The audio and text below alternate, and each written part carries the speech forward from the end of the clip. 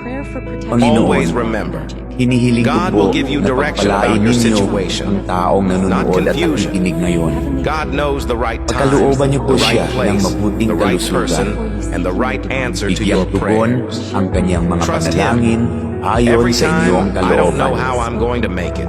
Loobin niyo po God na shows magkaroon up. ng agarang solusyon Although prayers don't ang always get problemang answered the way kanyang I want them kinakaharap, to, God lalo na always delivers ang what I problemang need. pinansyal Be at patient problema and sa trust kanyang God. karelasyon at mga Someday you will kaibigan. finally say, God, this Ilayo is niyo what po I siya prayed sa for. tukso ng kasalanan at lahat na uri ng kapahamakan. Panatilihin niyo po sa kanyang puso ang pagkakaroon ng malasakit at pagmamahal sa kapwa, katulad ng kanyang pagmamahal sa inyo na aming iisang Diyos. Ito ay aking hinihiling sa pangalan ni Jesus. Amen.